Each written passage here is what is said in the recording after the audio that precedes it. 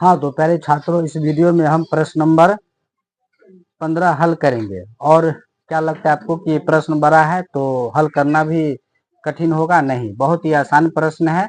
तो यदि हम समझ लेंगे तो बहुत आसान तरीका है बनाने का, है ना। और सिंगल एक फार्मूला से, केवल ऐसा फार्मूला का ही प्रयोग करके इस हम प्रश्न को हल जो है कर लेंगे। और चूंकि लिखना ज्यादा पड़ेगा, है ना, तो इसलिए हमने बोर्ड पे नहीं लिखा है। इसको हम पढ़ करके समझा देते हैं और उसके बाद हम प्रश्न को हल कर लेंगे।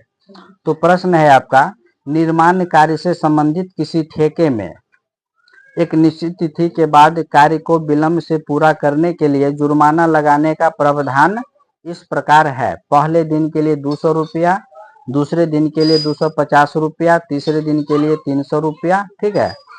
और इस प्रकार से जो है वह व्यक्ति कुल 30 दिन काम को जो है ना लेट कर देता है। जैसे देखते हो किसी को ठेका पर काम दिया जाता है, तो मान लीजिए कि उसको जो है 2 महीना का समय दिया गया, 2 महीना का जो है समय उसको दिया गया, लेकिन वो 2 महीना में पूरा नहीं कर पाया। अब जो है जो काम करवा रहा है वह व्यक्ति बोला कि अब 2 महीना तो पूरा गया, 60 दिन, अब 61वें दिन से हम जो है ना आपसे डेली अब जुर्माना लेंगे, है ना। 200 रुपए से शुरू होगा और डेली 50-50 रुपया बढ़ेगा, ठीक है। और कुल 30 दिनों तक का जो है जुर्माना 200 से जो शुरू होगा, तो 30 दिन वह काम में लेट कर देता है, तो इस प्रकार से उसका जुर्माना बढ़ता चला जाता है, जो एक एपी के रूप में आता है। 200 से शुरू होता है तो पहला दिन 200 रुपया, दूसरा दिन 250 रुपया, तीसरा दिन 300 रुपया, चौथा दिन 350 रुपया, ठीक है। और इस प्रकार से कुल 30 दिन वह लेट करता है, समझ गए। वही आपको बताना है कि कुल उसको 30 दिन में कितना जुर्माना देना पड़ा, योग ज्ञात करना है, ठीक है। तो यहाँ आप देख रहे हैं कि अगर हम दूसरे दिन तक का अगर ये कहा जाए कि दूसरे दिन तक का 3 दिनों तक का कुल योग जुर्माना कितना हुआ, तो 200, 250, 450 और 450 और 300, तो कुल हो जाता है आपका 750। तो कुल 3 दिनों का ये जुर्माना है। इसी प्रकार से आपको 30 दिनों तक का जुर्माना निकालना है, ठीक है। तो आपका ए का मान हो जाएगा 200, पहला पद। डी का मान आपका 50, क्योंकि प्रत्येक दिन 50-50 बढ़ रहा है, इसका मतलब डी का मान हो गया आपका 50। तो दूसरा पद में से पहला पद घटा दीजिए, 250 माइनस 200, तो आपका आ जाएगा कितना, 50, ठीक है। डी का मान 50 आ गया। अब कुल कितना दिन, कुल 30 दिन, है ना। दिनों की संख्या, यही आपका एन का मान हो जाएगा। विलंब दिनों की संख्या 30 दिन, तो एन का मान आपका 30 हो गया। बस ए का मान है, डी का मान है, और उसके बाद एन का मान भी है, समझ गए।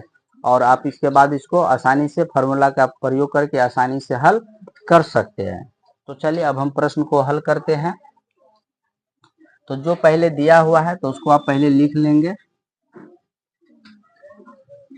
दिया है, ठीक है।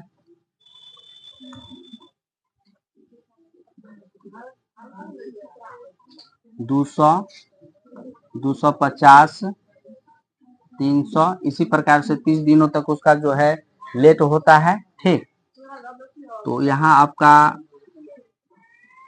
ए का मान या A1 कहिए 200, डी का मान आप यहाँ दूसरा पद में से पहला पद को घटा दीजिए, 250 माइनस 200, तो आपका आ जाएगा कितना, 50, ठीक है। और विलंब दिनों की संख्या, विलंब दिनों की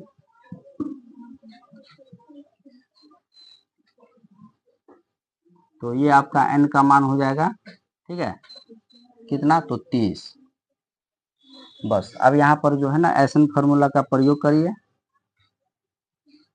एन बट्टे 2, 2a जोड़ n-1 इंटू डी।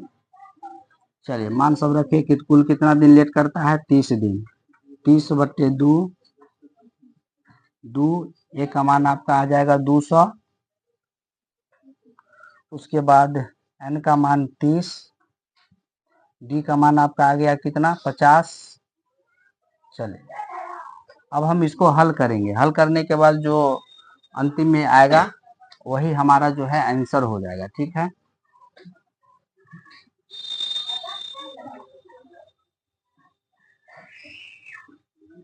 चलिए अब इसको हम हल करते हैं। तो 2 में 30 से भाग करेंगे तो यह 15 12 में भाग लग जाएगा, 15 दूनी 30। ठीक है,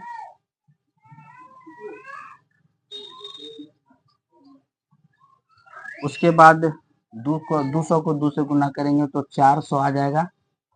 उसके बाद 29 में से घटेगा तो 29 बचेगा, तो 29 गुने आपका 50, 29 गुने 50 हो गया। चलिए 400, 29 को 50 से गुना करेंगे तो 5 नामा 45, 5 दूना 10 और 4 14। ठीक है, अब आप क्या करेंगे, सबको जोड़ देंगे तो 1450 जीरो, 5 नामा 45, 5 दूनी 10 और 4 14। ठीक है, 14 और 4 1850। अब क्या करेंगे, सबको गुना कर दीजिए, 15 पचे 75, हासिल 7, 15 थे 120 और 7 127, हासिल 12, 15 एकम 15, 15 12 27। तो कुल उसको जो है कितना रुपया विलम्ब शुल्क के रूप में देना पड़ेगा, 27,750। कुल जो है उसको विलम्ब शुल्क कितना देना पड़ेगा, 27,750। यहाँ लिख दीजिएगा, अतः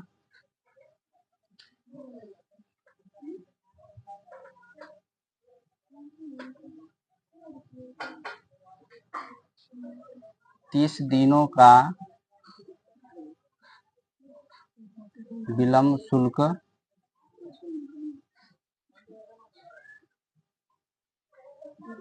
विलम्ब शुल्क 27,750 रुपया देता है ना। तो देखिए कितना बड़ा प्रश्न था और कितना छोटा इसका हल है। तो उम्मीद करते हैं कि हमने जो यह प्रश्न हल किया है वह समझ में आया होगा। तो वीडियो को आप लोग सब्सक्राइब लाइक शेयर जरूर करें। यदि आप लोग चैनल पर नए हैं तो चैनल को सब्सक्राइब भी कर दीजिए और अगली वीडियो में अगले प्रश्न को हल करेंगे।